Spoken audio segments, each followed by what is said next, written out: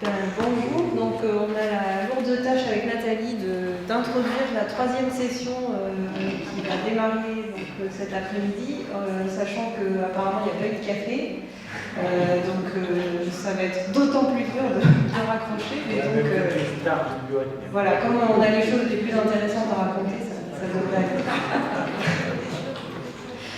Donc, en fait, cette troisième session, elle s'intitule Des semences, des savoirs et des hommes, parce que... c'est présenté par les femmes.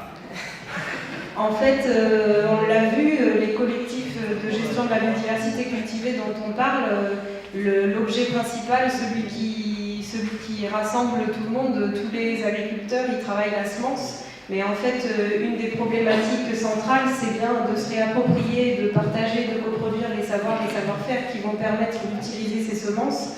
Et donc, ça nécessite une organisation collective, ce qui n'est pas gagné d'avance, et à la fois dans la construction et dans la pérennisation d'une dynamique autour de ces échanges de savoir et de savoir-faire.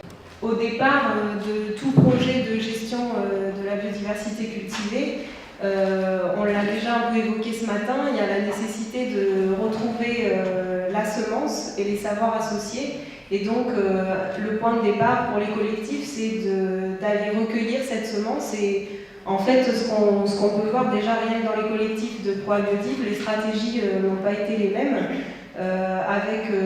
On le verra par un premier témoignage qui suivra cette intervention de Jean-Marc qui présentera le cas des Pyrénées-Atlantiques, où la problématique étant pour eux de travailler des types locaux et donc des populations locales qui sont encore présentes dans les prairies naturelles du territoire. La phase de collecte, ça a été une phase de collecte de plants. Vous envoyez une photo là, de récolte manuelle de lotier à Saint-Étienne de Belgorie, et pour ensuite remettre ces plants en collection. Donc ça c'est un exemple. Après sur le maïs, Bertrand en a parlé un peu ce matin. Quand ils ont démarré les travaux en France, on n'avait aucune espèce d'idée de s'il existait encore des populations qui étaient gérées. Donc le premier réflexe a été de dire on va aller voir dans des pays où on utilise encore ces populations. Et puis après, ce n'est que petit à petit, au fil des rencontres, on s'est mis à les contacter pour leur transmettre des lots qui éventuellement étaient encore utilisés ou dont on avait conservé des petites quantités. Et ensuite, un troisième exemple, ça peut être celui de la VEM, où effectivement il y avait une stratégie de dire on repart de semences de Saint-Foin qui existent encore sur le territoire, mais on va quand même aller voir ce qu'il y a dans les banques de graines. Dans une optique aussi de pouvoir comparer ce qu'on a chez nous, ce qu'on trouve dans les banques, est-ce que c'est intéressant ou pas. Voilà, après, un point important peut-être à souligner, c'est que l'intérêt d'aller récupérer de la semence auprès de personnes qui l'utilisent encore, que ce soit sur son territoire ou ailleurs, ça va être justement de pouvoir échanger avec cette personne-là. Et donc dès le départ, c'est un moment privilégié d'échange de savoir et de savoir-faire pour remettre en culture ces semences chez soi. Bien évidemment, l'inconvénient des banques de graines, c'est qu'elles ont un côté... elles rassemblent une diversité de populations, mais on a très peu d'informations en fait sur la graine qu'on récupère, le lot, ce sont des petits lots en plus. Et du coup, c'est identifié par les collectifs comme un frein au départ pour redémarrer avec ces petits lots-là. Et enfin, donc peut-être un dernier point à souligner sur cette diapo, c'est un processus qui se poursuit au cours du temps, ce recueil de graines et puis des savoir-faire associés.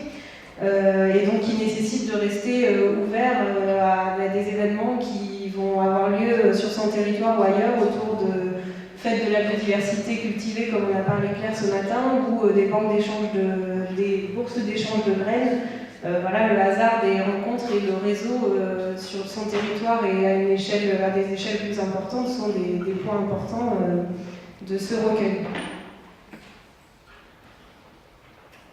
Ensuite, rapidement, vient la nécessité de qualifier ce qu'on a récupéré, de le caractériser. Et donc, pour faire ce travail de caractérisation, des populations qu'on a ramenées ce soir, il y a le besoin de définir les critères avec lesquels on va chercher à les qualifier et puis à les sélectionner par la suite. Et en fait, ce qui est important de souligner, c'est que ce travail, il est pas, c'est pas quelque chose de facile et de trivial, parce que dans les collectifs, il va y avoir à la fois des objectifs individuels qui vont peut-être être différents entre les personnes, et il y a la nécessité de trouver des moments pour échanger qui vont être à la fois des moments de définition de stratégie en termes de suivi et de sélection des populations qu'on travaille, mais également ce sont des moments importants dans la définition de l'identité du collectif. Et par exemple, on le voit bien, le fait de faire le choix dès le départ de travailler sur des populations locales, dans le Pays Basque, influence nécessairement les actions qui vont être mises en place et le travail qui va être fait par la suite. Après, on peut même trouver des exemples qui seraient dans l'idée plus proche les uns des autres. Par exemple, le travail qui a été fait dans le cadre de ProAbiodiv a permis de mettre en évidence des différences de fonctionnement dans l'organisation des échanges et dans du coup la philosophie même du travail de sélection qui a été fait entre CBD et Agrobio Périgord, qui sont pourtant deux associations qui sont historiquement très proches, CBD étant un peu issu du travail qui a été porté par Agrobio Périgord. Et en fait, on pourra y revenir avec le témoignage de Claire et Claude qui viendront présenter le schéma de fonctionnement de CBD. Mais on pourra voir qu'il y a une différence dans la manière dont est conduit le travail et ce qui influence les échanges de semences et l'évolution des populations qui sont travaillées. Et enfin, le dernier point que je voulais aborder, et après je laisse la place à Nathalie, c'est du coup l'importance de définir les moyens que l'on se donne pour, à une échelle collective, mettre en place un suivi des populations qui sont travaillées, qui va permettre de pouvoir déjà mettre en place ce suivi, donc avec des outils de type fiches d'observation au champ, documents de capitalisation qui permettent de faire un peu le bilan de tout ce qui se fait au sein du collectif en termes d'essais d'expérimentation. Et puis donc la place importante que sont les plateformes et les collections pour réaliser ce travail.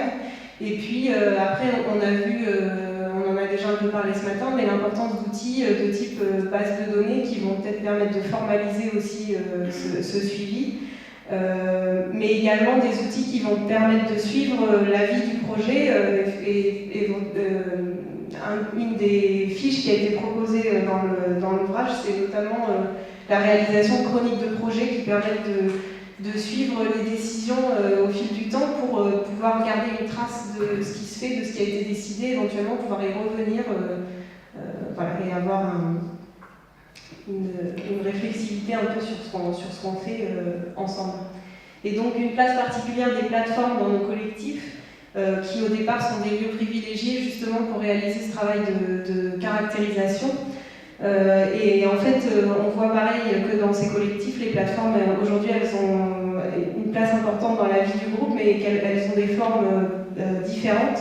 À Agrobio Périgord, on a une plateforme qui est fixe, qui est entretenue par les salariés et le producteur qui met à disposition son champ de manière permanente pour accueillir cette plateforme collective. Et à CBD, par exemple, où là, on va plus parler de plateformes dématérialisées qui correspondent en fait à des endroits dédiés sur les fermes des adhérents, sur lesquels ils mettent en place des expérimentations, des collections qui accueillent à tour de rôle des événements grand public et des formations à destination des adhérents. Et après, une troisième forme de plateforme qu'on peut voir dans les collectifs de ProAbiodiv, c'est des plateformes qui sont dans des lycées agricoles, et donc là on a derrière un essai de formalisation d'un lien avec des structures de la formation qui permettent peut-être d'apporter quelque chose après aux étudiants de ces structures.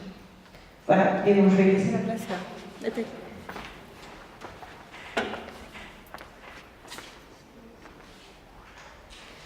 Donc, pour poursuivre, la question c'est de savoir, donc on en a parlé plusieurs fois depuis ce matin, dans ces collectifs, un des enjeux c'est aussi produire et partager des savoirs et des savoir-faire. Et c'est probablement un des points sur lesquels la dimension collective est la plus importante. On a vu que c'était souvent une des motivations dans la mise en réseau, et c'est vrai que pour pouvoir permettre ce partage de savoir-faire, le collectif devient assez vite indispensable, c'est-à-dire qu'il ne suffit pas de les recueillir, ces savoirs, il faut les partager. Et les partager, ça veut dire vraiment organiser des moments qui vont permettre ce partage, d'où l'importance du collectif. Donc ce sont des moments d'échange autour de pratiques le plus possible, d'échanges autour d'expériences, des échanges notamment entre les plus expérimentés et les moins expérimentés. Ça, l'expérience de CDD dans son témoignage, Claire pourra revenir là-dessus. Donc sur la nécessité qu'il y a à favoriser cet échange de savoir et favoriser aussi des apprentissages véritablement entre les producteurs, parce qu'un savoir, il n'est pas simplement transmis, il est discuté, remodelé, revisité, etc. etc. Et donc c'est aussi dans tous ces échanges que les apprentissages sont les plus riches, quoi, dans le fond. Ces savoirs, en fait, depuis toujours, ils se sont transmis de génération en génération, les savoirs traditionnels. C'est comme ça que, sur certains points, on a encore un certain nombre de savoirs traditionnels qu'on peut recueillir.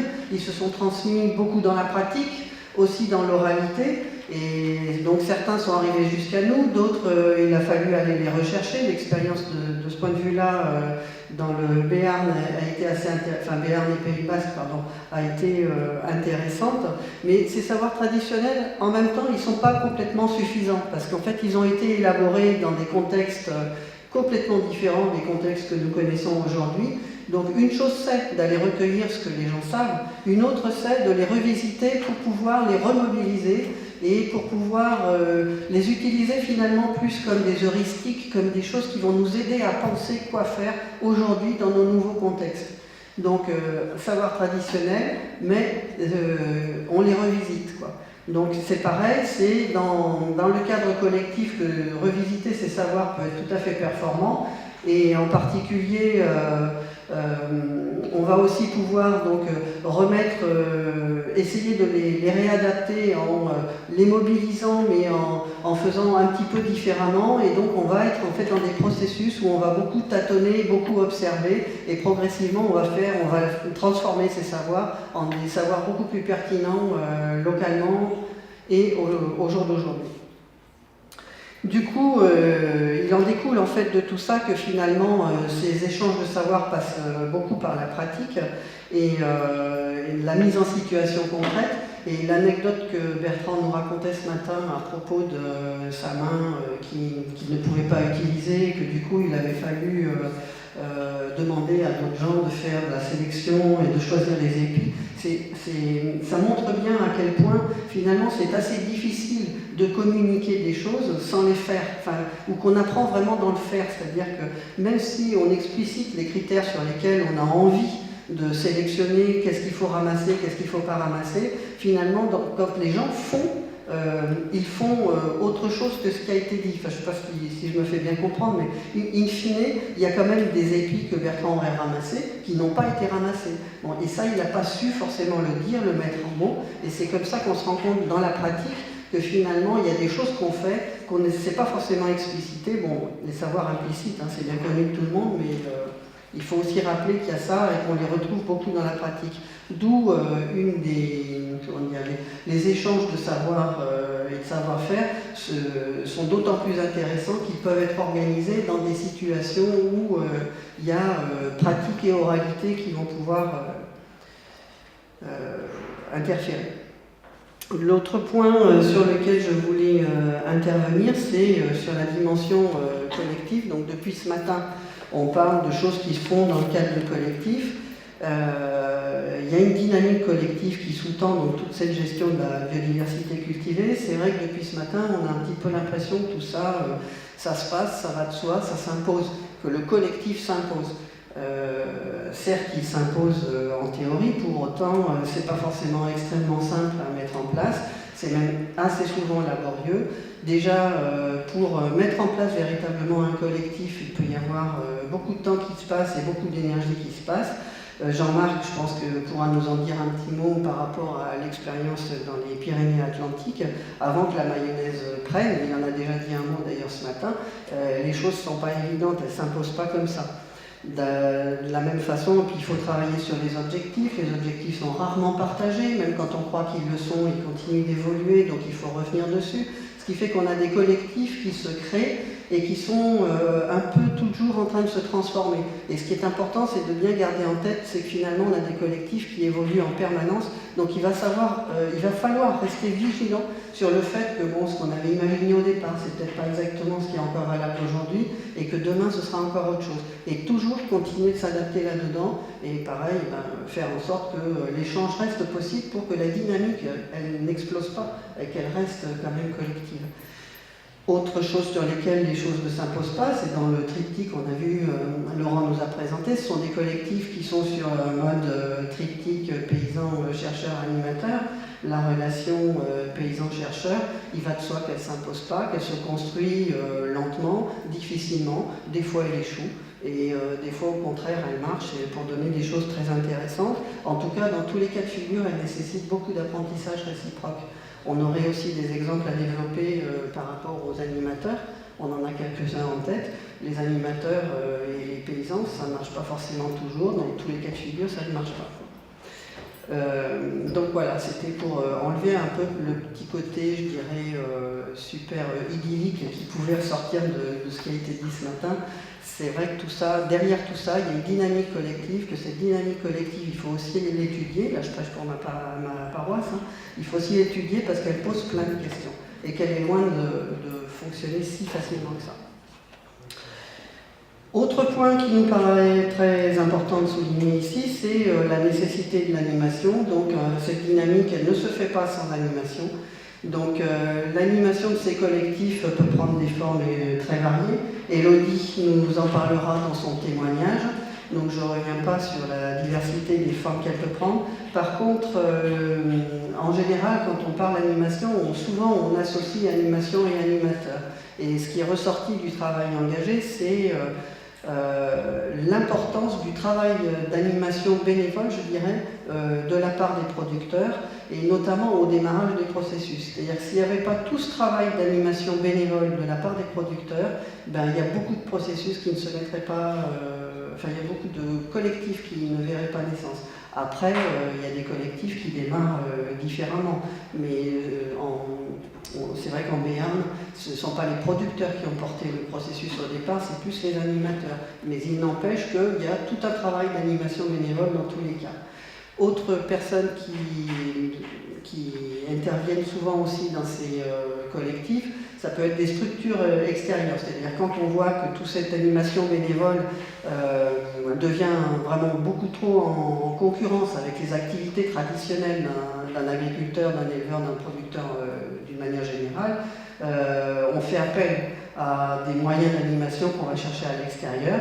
Donc des fois, ce sont des structures partenaires qui peuvent apporter un peu d'appui de ce point de vue-là. Ça a été le cas pour CVD au démarrage.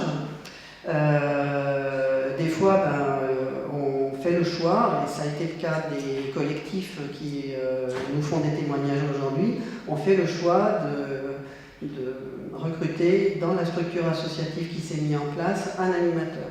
Alors ça nous renvoie donc au dernier point, c'est-à-dire que faire ce choix-là, ça signifie d'avoir les financements ad hoc. Les collectifs ne font pas tous le même choix.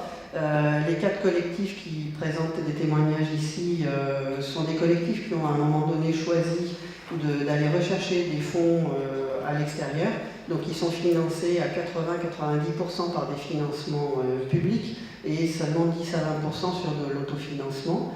Donc c'est vrai que c'est un choix qui est tout à fait, qui peut se discuter. Pour d'autres collectifs, c'est un choix qu'ils ne font pas parce qu'ils trouvent que ça met le collectif dans une situation de dépendance vis-à-vis des financements extérieurs et donc ça les fragilise énormément. Donc c'est vrai que c'est, y compris dans les collectifs qu'on présente ici, la question fait débat. Mais bon, il y a aussi la volonté qu'on peut avoir, le besoin qu'on peut avoir aussi de rester quand même en négociation avec les collectivités. C'est-à-dire qu'il faut aussi voir ces moments-là comme des moments où justement on peut discuter, faire avancer progressivement les idées qu'on a, même si le rapport de force paraît complètement déséquilibré, ce sont quand même aussi des moments dans lesquels les idées avancent, les idées s'échangent et dans lesquels on peut quand même discuter un minimum, quoi. Et puis, bon, il y a aussi rester vigilant par rapport au fait de ne pas se mettre dans une situation de dépendance totale. Ça veut dire aussi réfléchir aux investissements qui sont faits de manière à ne pas être en permanence en dépendance de la capacité qu'on a plus ou moins à aller chercher de l'argent ailleurs. Bon, on en restera là pour cette introduction. En fait, la suite, les 3 témoignages qu'on va avoir maintenant vont nous permettre d'illustrer de manière beaucoup plus concrète les différents points qu'on a abordés très très rapidement avec Camille. Et donc là, je vais passer la parole à Jean-Marc.